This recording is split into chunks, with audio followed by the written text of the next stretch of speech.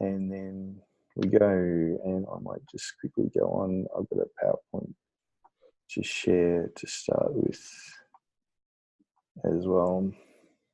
That's the wrong one.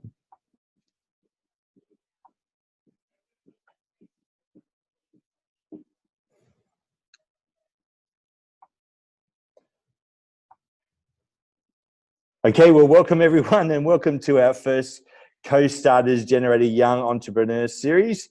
It's great to have you with us today, and we've got our guest, Scott Millar. So welcome, Scott.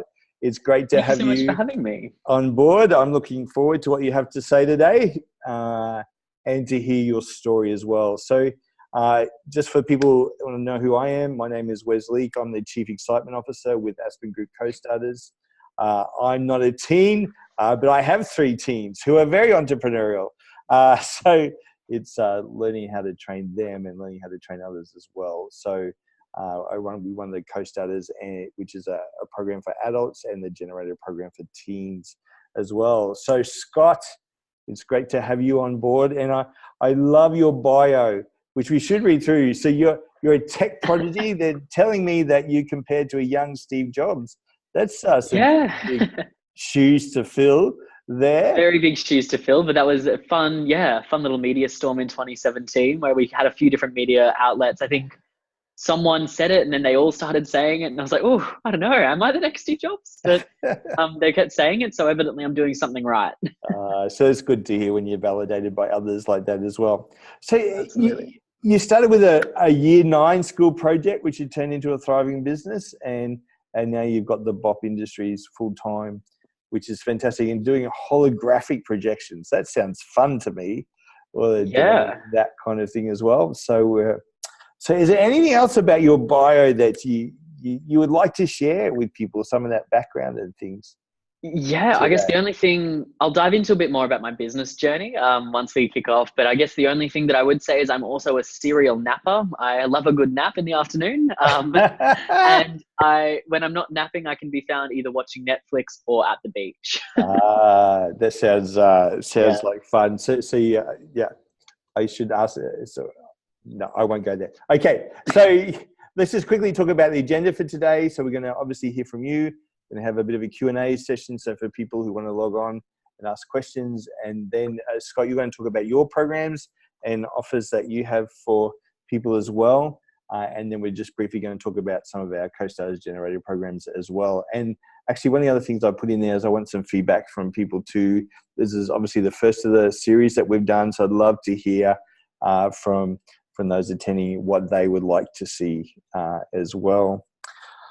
Okay, well, Scott, I am going to stop sharing my screen so that you can go on and share your screen and go from there and take us through what you have to share with us today. Fantastic. What just happened? Let me double check this. Sorry. Is that sharing on my end? It says you've started sharing, but we've got a blank screen at the moment. Okay, let me double check what's going on there.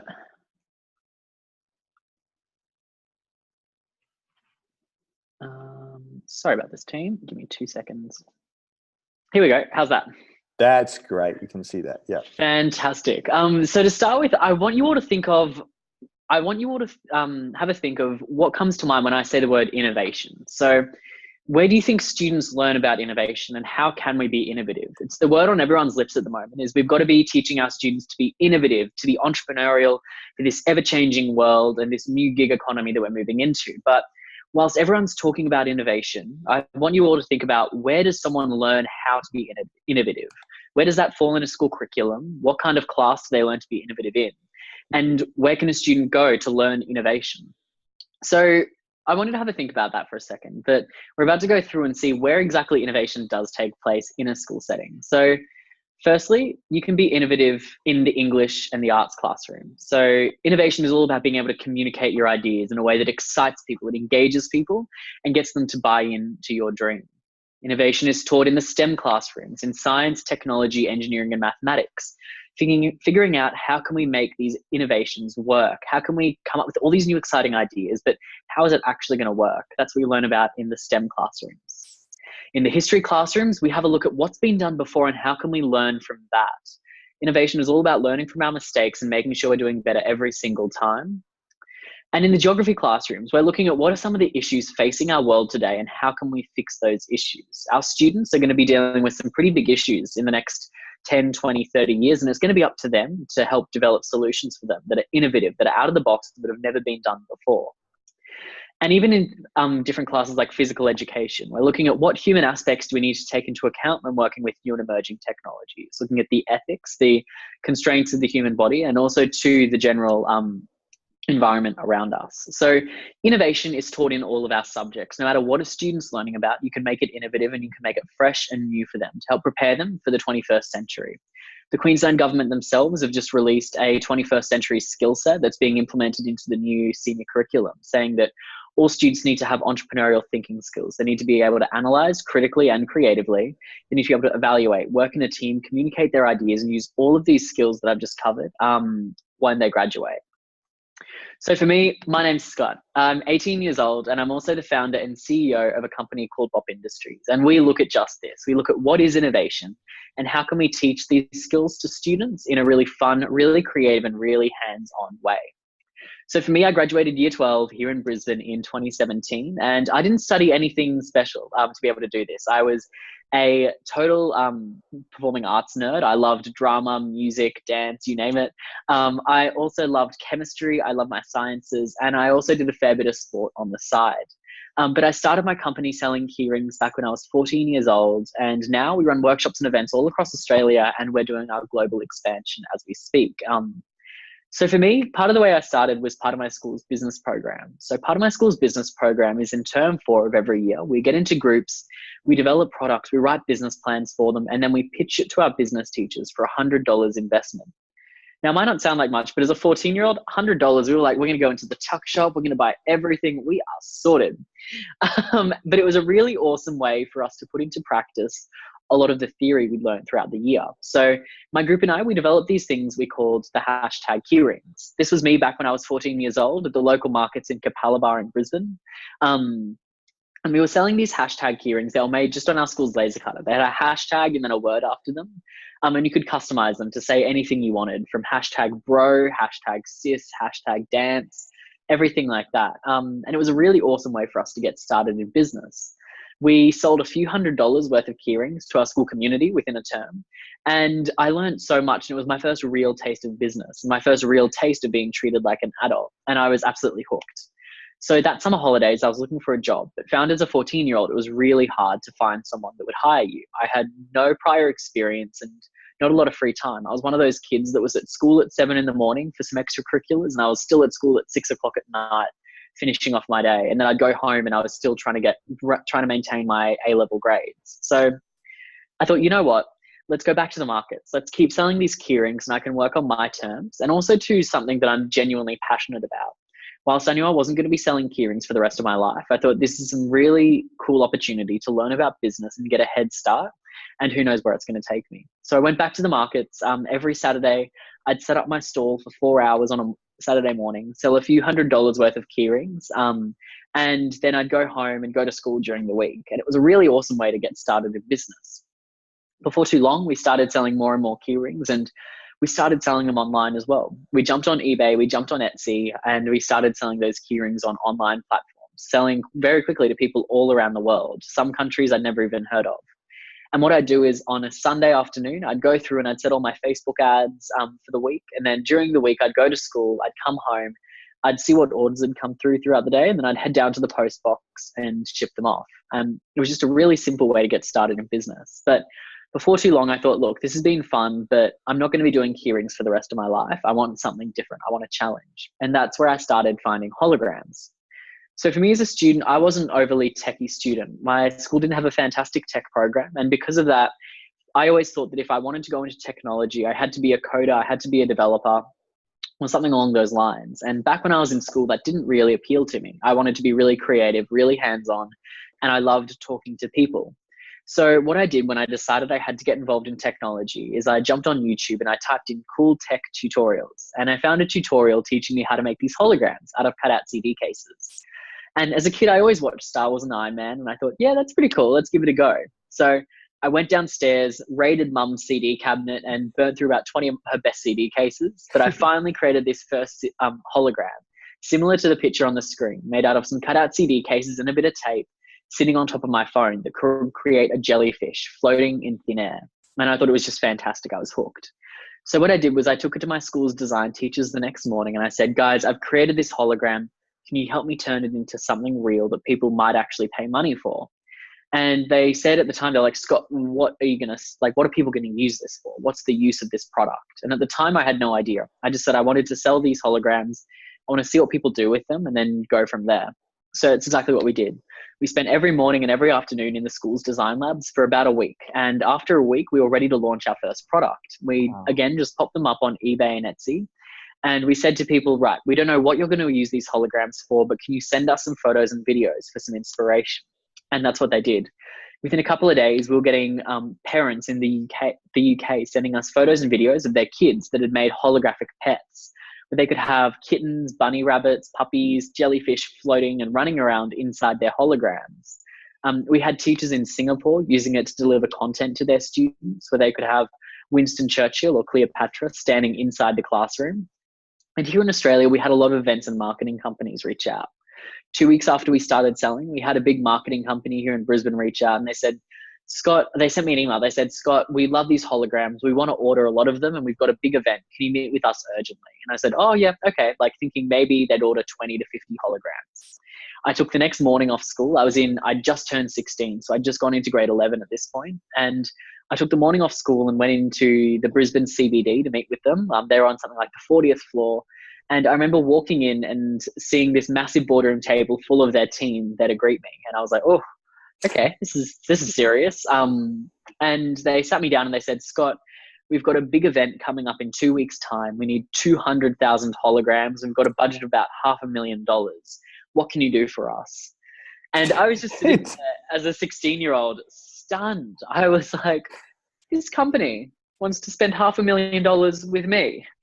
And at the time, I just didn't even know what to say. So I came clean and I said, guys, I'm 16 years old. I've got a rundown laser cutter in Dad's backyard and I've got about 20 minutes until I need to go to a math exam. And they were busy quizzing me about my supply chain, my risk mitigation, my investors. And I said, I've got none of that.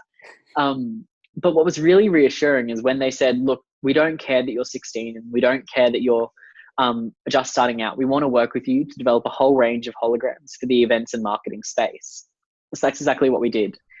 We got to work and we started building, prototyping and seeing what we could do. We did everything in Dad's backyard. We were in Bunnings pretty much twice a week, every week, and just building these units, figuring out how the technology worked and talking to our clients and getting out to as many events as possible to create our holograms. Really quickly, we became known as the go-to place for holograms in Brisbane, then Queensland, and then Australia. And it was just absolutely fantastic. And it kind of got us to where we are now. So now we run workshops all around, we run events all around the country. We work with massive brands like NEC and QUT and GHD, doing events with holograms from the size of a phone and tablet up to a life-size 2-meter tall units. So you can have a life-size person doing a keynote speech from anywhere in the world. They can snap their fingers and have a product floating in their hand. They can wave their arms and have a rocket ship launch out of their arm, and all sorts of really cool stuff like that. And as well as that too, we decided to start running some workshops. So for me, in year 12, I got to the point where I was like, I'm doing some pretty cool stuff, but there's nothing special about me. I was just a kid with a bit of hard work and determination and a bit of a passion to start working in the real world from a really young age. So I thought, you know what, let's put together some programs. And that's what we did. We started teaching people about technology with a focus on creativity, around entrepreneurship and around storytelling. Showing students some of the amazing things they can do while they're still in school, how they can start businesses, work with technology, tackle global issues, and build their own online brands. And it's been absolutely fantastic. So as for where we are now, we did our first market stall 3 years ago. And since then, we've shipped over 10,000 keyrings to over 20 countries around the world. We built our first hologram 2 years ago, and since then, we've shipped over 3,500 holograms and done over 100 events. And we did our first workshop over a year ago. And since then, we've worked with over 16,000 people and we have over 15 workshop facilitators on our team. So for me, I deferred university and turned down 2 scholarship offers, which was a fun conversation with my parents. But I absolutely love what I do. I get to travel all around the world and meet really fantastic people. I get to talk to company executives, prime ministers, and real game changers. Talk to them about the power of young people, show them that students graduating in this generation are different to students that have ever graduated before. We're the first generation that have grown up totally immersed in technology. We don't know a world without Wi-Fi. We don't know a world without touch screens or smartphones, and we're constantly connected. Because of that, we have such a different view of technology, and we're able to do some really exciting things. So as for the kind of teams that your students are going to be walking into when they graduate, this is a bit about the BOP team. So we've got 15 people from 14 through to 54 years of age. They come from 7 different nationalities. They have 10 different degrees in between them, but they're connected through passion, determination, and drive. We're incredibly interconnected society with really diverse teams. Because of that, we're seeing really diverse ideas.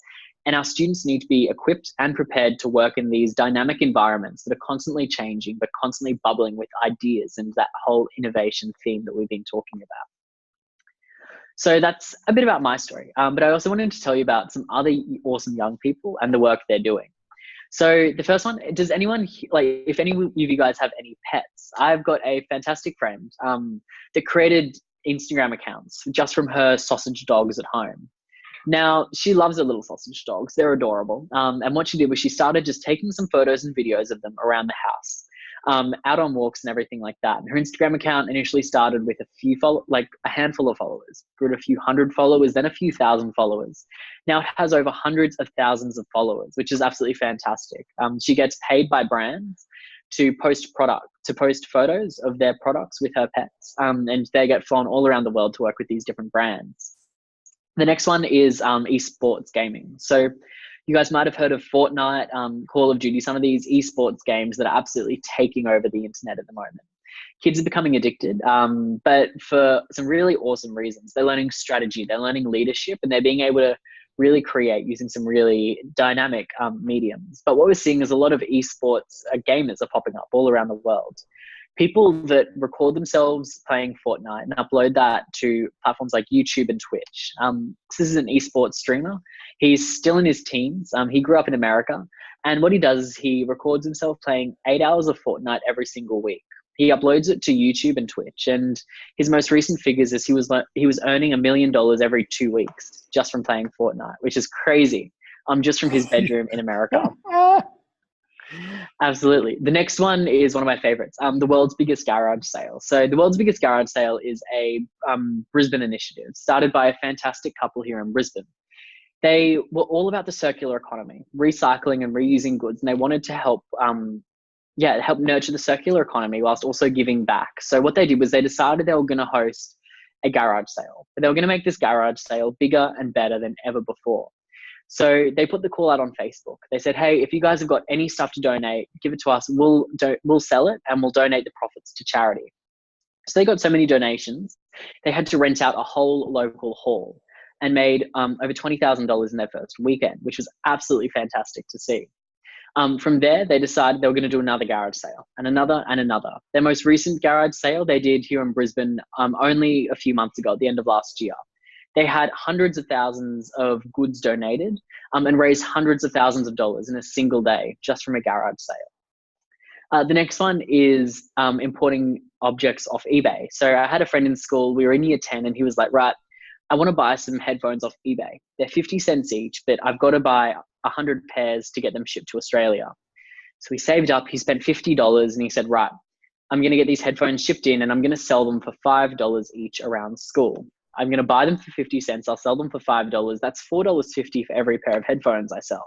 I reckon I could probably sell like 10, 15 pairs. He sold out of all of his headphones in an entire week. He made $450. And from there, he had so many people reaching out saying, hey, can we buy more headphones? Do you have anything else for sale?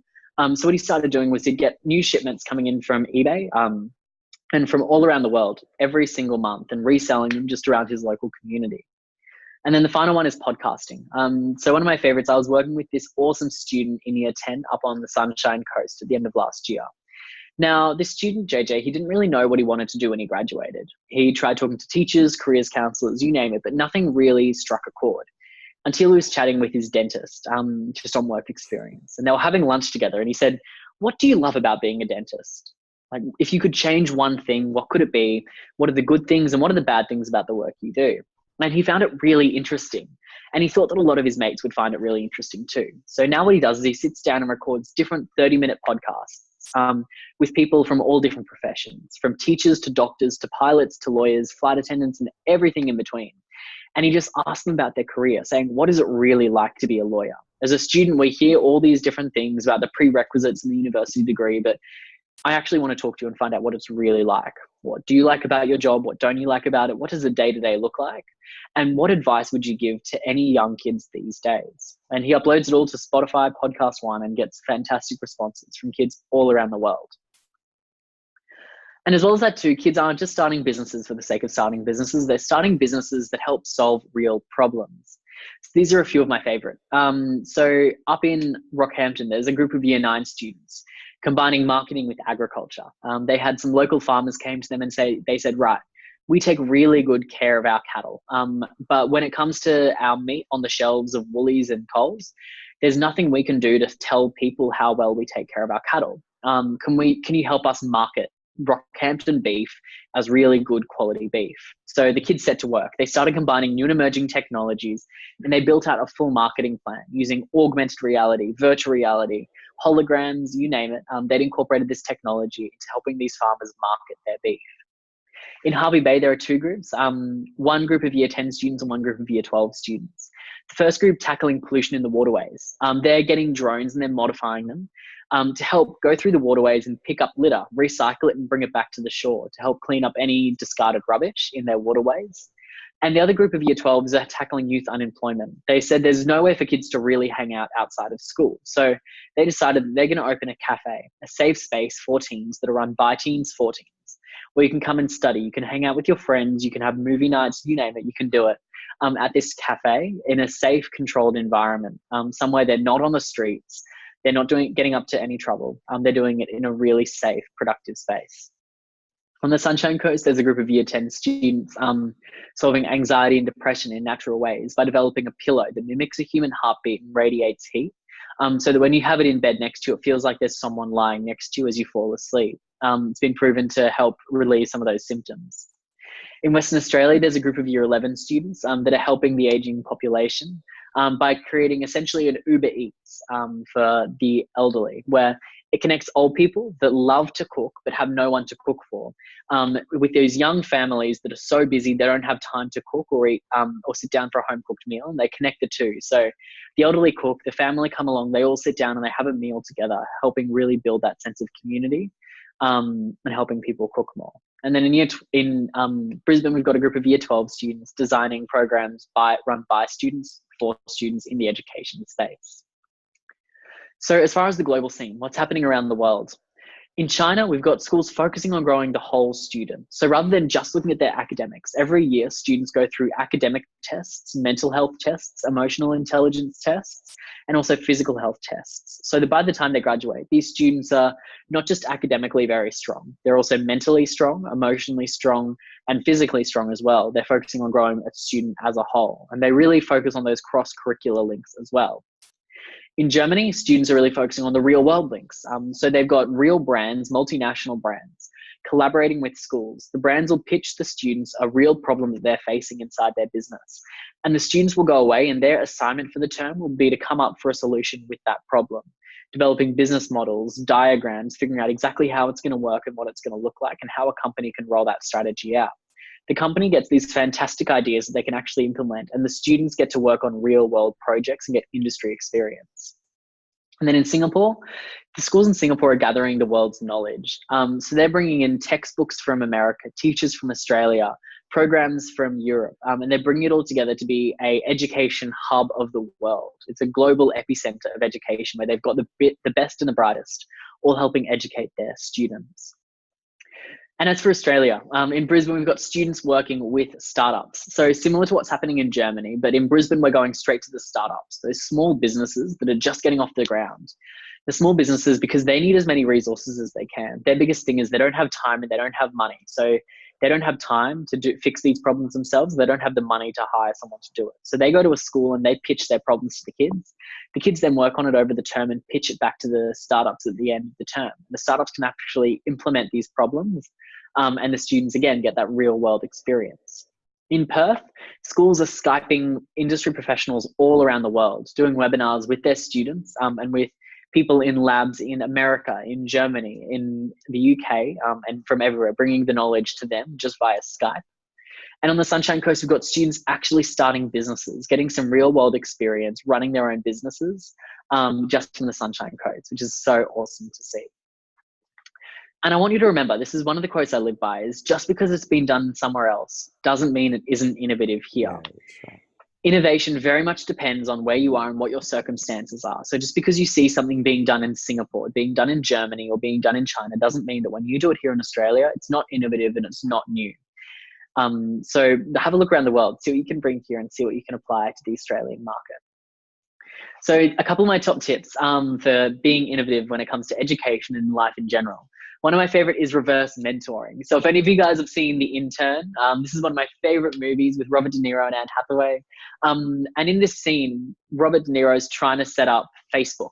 He can't quite crack the code. He doesn't really know how it works. And he goes to Anne Hathaway, who's a lot younger than him, and she shows him how it all works. But then he teaches her a lot of life lessons along the way. And it's a perfect analogy for what I love to call reverse mentoring, which says that young people, they've got so much they can learn from older people. But at the same time, old people have got so much they can learn from younger people. Kids these days have got such a different way of thinking of things. They don't know they don't know what you can and can't do. They think outside of the box, and they've got a totally different perception as to what's possible. So have a chat to them, see what their ideas are, and see what you can bring in and make a reality. One of my favorite uses is seeing teacher-student collaboration on lesson plans. So where teachers have got such a fantastic knowledge of the pedagogy and the curriculum, what needs to be done, and students know what's relevant, what's new, and what they want to know for the future. So the students come together and say, hey, I want to learn about A, B, and C. And the teacher can say, right, this is how we're going to fit it into the curriculum to make sure our classes are real, relevant, and relatable. And the next one is collaborating with industry. So one of my favorite things is when I see teachers, educators, and parents really active on platforms like LinkedIn and Twitter, where they're talking to industry professionals. They're finding out what's actually happening, what do you need, and how can we best prepare our students? And most of all, jumping on platforms like Eventbrite and going to actual events, talking to people face-to-face and finding out exactly what's happening in industry so we can prepare our students as best we can for the ever-changing world, and also bring their students along as well.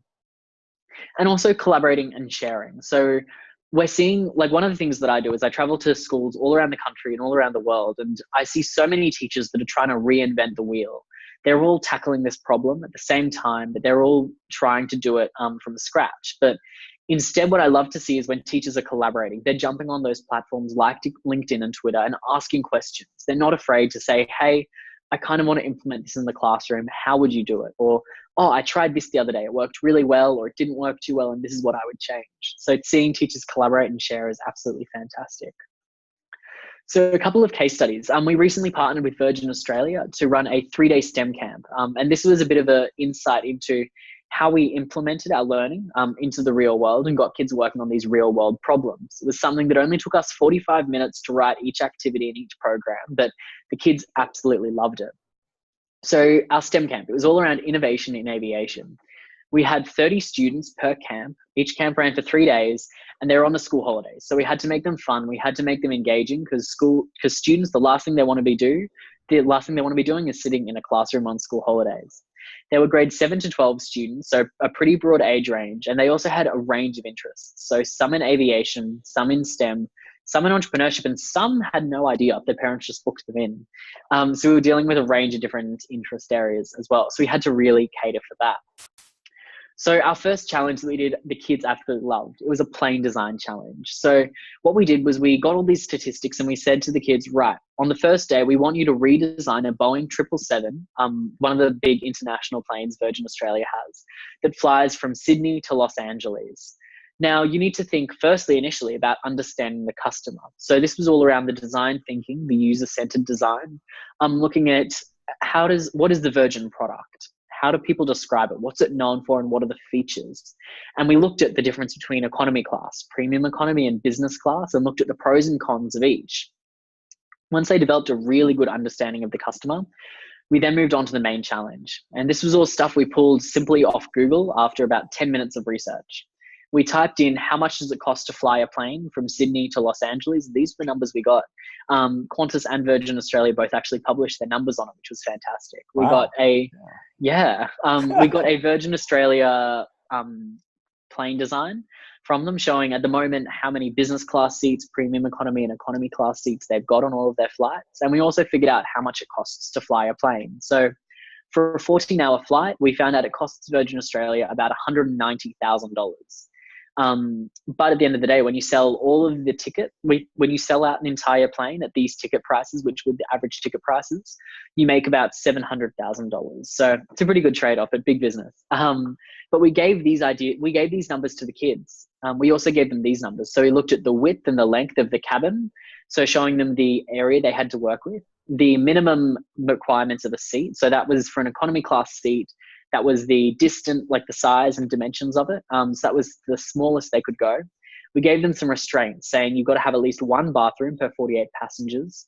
You've got to at least sell $190,000 worth of tickets. So don't worry about fitting as many seats on as possible. We want you to think big, think outside of the box, and just sell $200,000 worth of tickets, which at the end of the day is pretty much just 30 business class seats.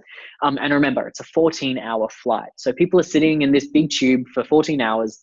What are they going to want to do to keep busy? And it was fantastic seeing their results. We had students going crazy for over like half a day.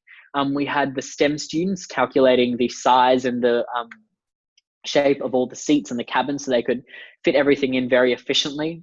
We had the business interested students looking at how much is it going to cost? How can we make the most money out of it?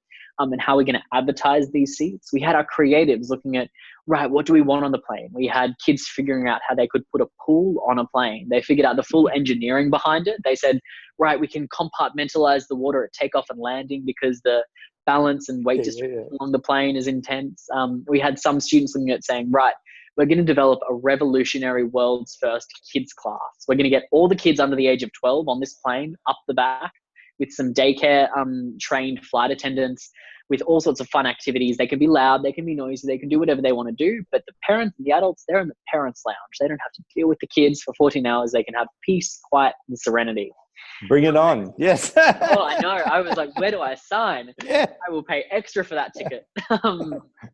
But it was really awesome seeing the ideas the kids came up with and how they were using such a diverse range of skill sets.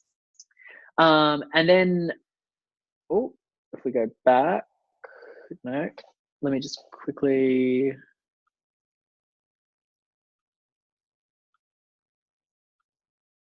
I don't have it on here, but and the other challenge we did was we had them designing their own airline. So we said, right, now that you've redesigned your own planes, we want you to redesign your own airline. And this was a full day challenge we gave them. So it was a big one, but they absolutely loved it. We said, right, you can have two planes. You can have one Boeing 737, which is their little domestic plane that hops from Brisbane, Sydney, Melbourne. And you can have one of these big Boeing 777s.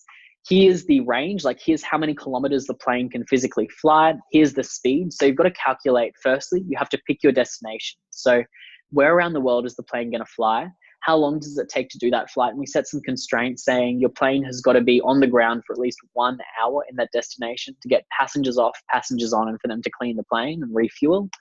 And we also set a maximum of 8 hours per day, 8 flights a day your plane can do before your crew need a rest. And then we got them thinking. We had to get them looking at, firstly, the time zones. So saying, if we take off in Brisbane at 8 a.m., what time do we land in Dubai in both Brisbane time and Dubai time? And then we got them to build out a full schedule for 7 days over a week saying, where are you going to fly? And they had to justify every route they put in, saying, what customers are going to fly this route? So if you're flying Brisbane, Sydney, Melbourne, it's going to be your business customers. If you're flying Brisbane to Dubai, why have you chosen that route? Who's going to fly it? And what time of day are you going to fly it? How much money are you going to make if you sell out all of the seats? And how much is it going to cost to run the plane? And then they had designed their airline marketing, their branding, their plane design, what it was going to look like, the flight attendant uniforms and everything over an entire day. And they got to pitch these ideas to the Virgin Australia team for feedback, which is absolutely fantastic to see. The kids loved it. And that was a wrap for our STEM camp. We got fantastic result from the kids. And I wanted to leave you as well for this presentation with one quote that we always use with our team. And it really sums up why we do our work in the education space and why we think it's so important. In the world today, we've got so many issues that we're going to be tackling in the next 5, 10, 20 years. We're even seeing some issues that have got to be tackled very quickly. Otherwise, there's half the point of no return. We take the view that in the industry, we have the impact of one person. In the classroom, we have the impact of an entire generation. So for us, if we're working ourselves to try and fix these issues, which we still do, we have the power of one person. But in the classroom, we can inspire our students, inspire them to take a stand, to really make a difference and to start making a difference whilst they're still in school. So that's a wrap for me. I hope you guys have enjoyed. Thank you very much. Well, thank you, Scott. That is just excellent. We're going to open it up to a Q&A. So we've got a couple of people online. So if they want to put some questions in and things like that. But like, Ali, just... what did I say? Alec was one of the persons on Scott.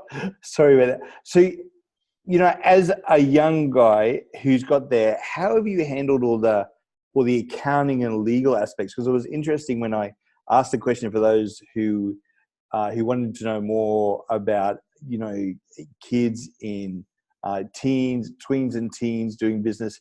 They're talking about how does the legal stuff work? How does all that? How have you coped with that?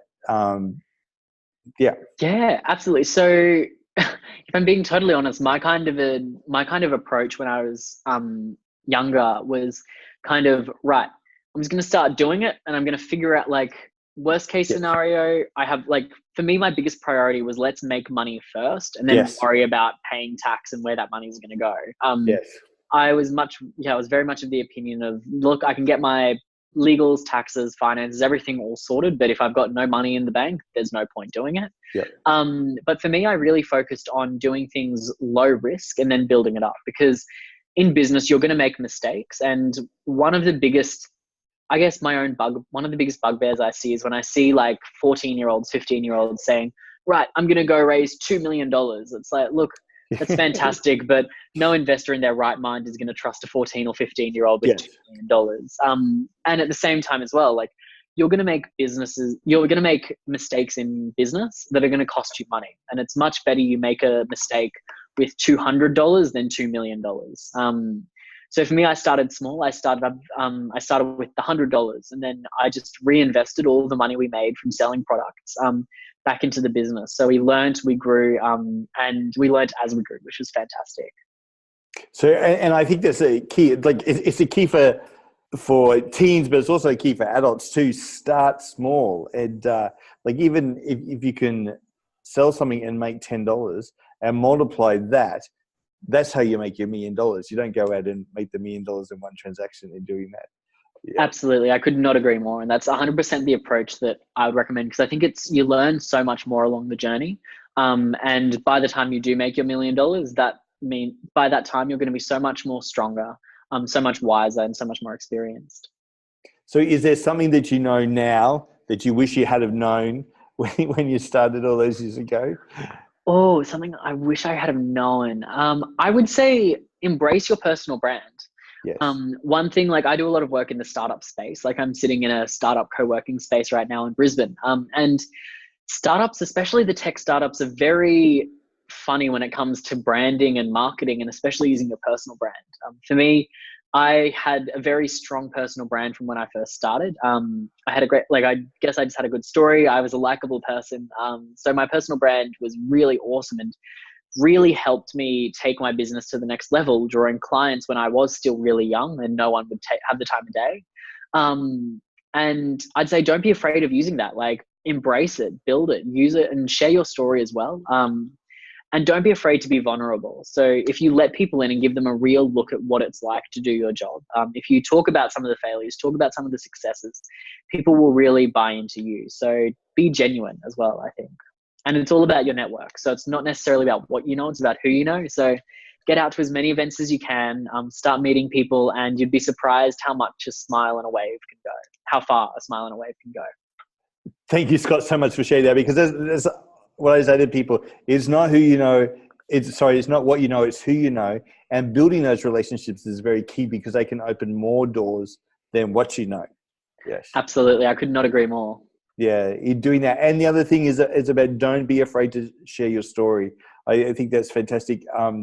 Even one of the things I find with the work we do with adults is they're afraid to go on social media. They don't want to put any posts up. They don't want to do this. And then when they're trying to raise money or get customers or doing that, they think, well, no one's buying. And I think, well, who have you spoken to? Who are your customers? Who have you got out there to do that kind of thing? And also, I guess it's just about making sure that the rest of the community know what you're up to. Yes. So for me, like, I'm incredibly active on LinkedIn, and I'm incredibly active on my Insta stories. And because of that, when I catch up with people, they already know what I'm doing, and they just genuinely they will genuinely reach out and help, even if I don't ask. They can just say, oh, I see you're going to China next week. I've got these 3 people that you've got to connect with, Yes. and stuff like that. So would definitely recommend it. It's absolutely a fantastic way of doing it. That's great. So Scott, tell us about the events and things that you've got coming up for the rest of the year. How can students get involved with you? How can people get on board, find out more information? Absolutely. So we're just about to kick off our first regional tour for term 1 in 2019. Oh. I know, it's scary, isn't it? When any... Yeah, absolutely. So we're going to be heading all across regional Queensland, also heading down to New South Wales, Victoria, South Australia, New Zealand, and America in February and March. So for more information on that, head to bopindustries.com. So BOP Industries.com. And you can see our full list of our tour dates. Send us an email if you want to get involved. We've still got a couple of bookings and some spaces open. So make sure to head there. Also too, if you want to start learning about coding, technology, fun and creativity, I would seriously recommend head to codemakers.io. So that's code, CODE, makers, MAKERS.I for information, O for opportunity. And they can start with some awesome coding classes. I could not recommend them more highly. I did them myself, and I absolutely live for them. So make sure to head there as well. That's good. Hey, can I ask, BOP Industries, what's behind the name? Funny story that actually. So BOP actually stands for, so BOP stands for Buy Our Product. Yeah, so it was a name we came up with back when we were 14 years old. We thought we were some very smart 14-year-olds. Part of our business pitch to our business teachers for that $100, we had to come up with a business name. And the other kids in my group, they were like, right, we're just going to get the first letter of our first names. We're going to smush that together into something to be like KPL Incorporated. And I'm like, yeah, I don't love it. And one of my team members, just before we walked in, they said, right, we've got such an awesome product. Why don't we just go in, show them the product, show them the business plan, and be like, guys, just buy our product. And it's kind of stuck. Like, it's really fun. It's really quirky. But what I love about it is our corporate clients, not all of them know about it. They're like, oh, yes, BOP Industries. Like, we don't know what it means, but it sounds important, right? Yeah. And then the ones that do know, they're like, haha, buy our product. So it's really fun. Like, make sure we stay really fun, really quirky, and just a lot of fun. And having fun in business is key. I think totally. So many people are, I think so many people take it so seriously, but at the end of the day, if you're not having fun, then why are you doing it? If we always make sure if we're not having fun, then we're probably not doing the right thing. Yes. We've just got to make sure we keep it fun, real, and relevant for our students. Yeah, that's fantastic. Any other final things you'd like to share before we finish up this part of the I would say probably just head to, I've got my Instagram, and I think that's my Twitter on the screen. Yeah. Follow Scott_Millar_. I Insta story literally every part of my day. If you want to figure out what it's like to be a young entrepreneur, would recommend go check them out. If you have any questions, feel free to reach out. Head to the bopindustries.com website, or head to iamscottmiller.com, or just Google Scott Miller and send me a message. Always happy to help if you have those business ideas or any awesome kids that want to start their own business. One of my favorite things to do is help other young entrepreneurs. I remember how hard it was for me initially starting up when there were no young entrepreneurs in Brisbane and there was not really much support for it. People looked, when you emailed someone saying, hey, I'm 14 years old, they just kind of laughed at you. So I'm really trying to pave the way for young entrepreneurs now, and more than happy to have a sit down with them. That's fantastic, Scott, because I think what we're we're seeing is the next generation coming up, your generation, and the ones even below you are much more entrepreneurial. In fact, I think they have to be much more entrepreneurial given the changed environment. We are, what they say, something like 60% of jobs of kids starting primary school this week, we haven't seen those jobs created yet. So we're not training people for a specific job anymore. We have to train them in what an entrepreneurial mindset is. So I want to honor you and say thank you for doing that. Not a worry. Thank you so much for having me. It's been a pleasure. Excellent. Well, thank you so much, Scott. We're just going to finish up by sharing some of the stuff about what we do with, I'm just going to pop you off your screen there, Scott, if that's okay. And I'm just going to share some stuff with you. Hang on, let me get onto this myself. So one of the things I want to finish up and talking about is our Co-Starters Generator program. So basically, it's all around our one-page business plan, which you can see an example of it there. And some of the things we're talking about, who is your customer, defining that, the problem, the alternatives, solutions, benefit, advantages. What's your message? How do you get your message out there in distribution? And then we spend a lot of time getting the numbers right, because as Scott will tell you, if you don't get your numbers right, you can so many headaches. There must be times when you didn't get your numbers right and it all fell apart in doing that. Oh, yes, I've learned that one the hard way on many occasions. Yeah. Cash flow and budgeting is key. And actually, one of the things that we found that once we do the Generate program, I think I need to start with doing break-even points right from the start, because it's like kids come alive once they realize what the break-even can be and to work out for that. So we've got some programs coming out. We've got two options, either a day class for those in Brisbane every Friday from the 15th of Feb. We also have an online class every Wednesday afternoon, so people might be interested in doing that. And one of the things I want to share with you, so Scott, you might be interested, this is one of the pictures that we had at our last event. So this is one of our students. So I'm going to see if that can. The following 5 zones will be a test and a test only. No action is required.